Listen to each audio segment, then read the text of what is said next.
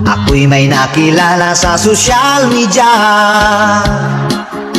Sa kanyang profile pic ay napakaganda.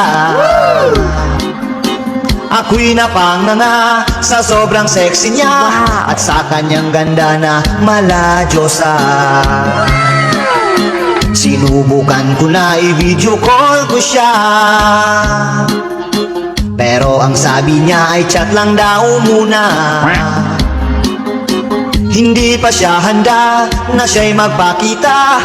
Excited daw ako at yun ang sabi niya.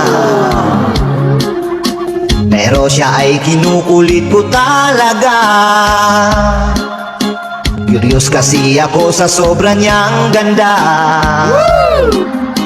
Nung pumayag na siya at siya'y nagpakita, ako ay nabigla at natulala.